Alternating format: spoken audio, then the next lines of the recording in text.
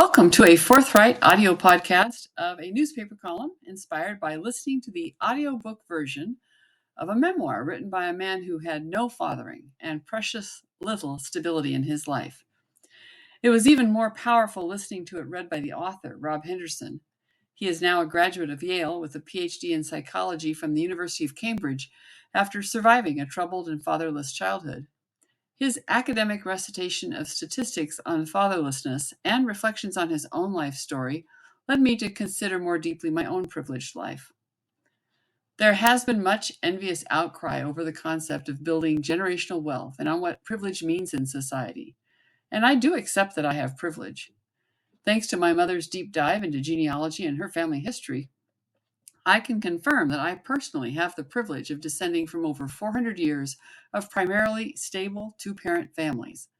Nobody rich and famous, sometimes poor, sometimes middle class, mostly practicing Christians, men and women who mostly worked as farmers and merchants and teachers, with a preponderance of the kind of stable relationships that matter to building the kind of generational wealth that really counts.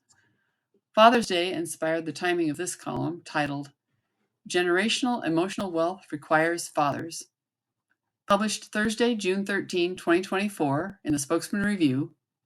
Here's the column. If you knew there was a way to cut child abuse and neglect by half, would you be interested? How about reducing the risk of infant mortality or increasing anyone's lifelong chance of avoiding poverty? There's one key ingredient that contributes to those successes: fathers. Not just fathers who drift into parenthood when their hormones kick in and reproductive biology produces a life. Any mammal can do that. Society needs fathers who understand the responsibilities and demands as well as the joys of fatherhood.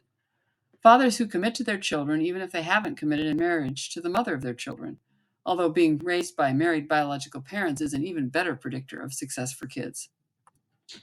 It was a single father, a widower named William Smart, who raised and was the inspiration for his daughter, Sonora Smart Dodd. She successfully lobbied in 1910 to create a day recognizing the value of fathers to their children. The Spokane Fatherhood Initiative, part of a loosely affiliated national fatherhood movement, teaches evidence-based how-to classes to men seeking to build up their parenting skills. Many of the men they serve are not custodial parents, but they are ready to accept the call of duty. Their programs are so effective that SPOFI, as it is known to its supporters, was selected to receive one of 4 competitive state grants awarded to reduce child abuse and neglect. The grant from the Department of Children, Youth, and Families will provide $45,000 per year for 3 years to support an expansion of SPOFI's 24/7 DAD classes to be scheduled at the Northeast Community Center in the Hilliard neighborhood of Spokane.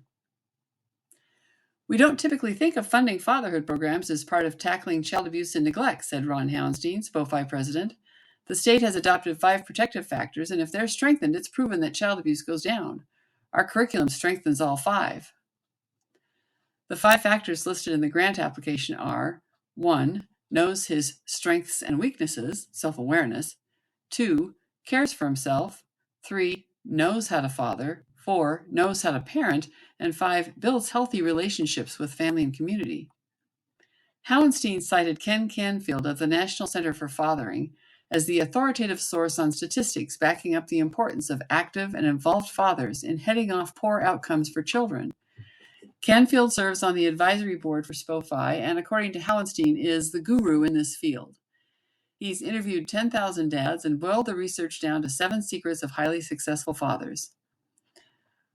Howenstein's program teaches the 7 secrets based on his research as part of the 24/7 DAD curriculum. Absent fathers are correlated to a 4 times greater risk of a child living in poverty, 2 times greater risk of childhood obesity, and a higher likelihood of drug and alcohol abuse. Committed fatherhood matters.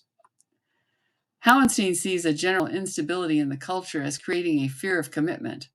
A culture supporting parents is essential to building the kind of generational emotional wealth described in The Two-Parent Privilege by Melissa S. Kearney. Quoting from the book, over and over in study after study, empirical studies bear out the following reality: children thrive in strong, stable families. A strong, stable family life is the foundation upon which children bring their surest footing in this difficult world. End of quote.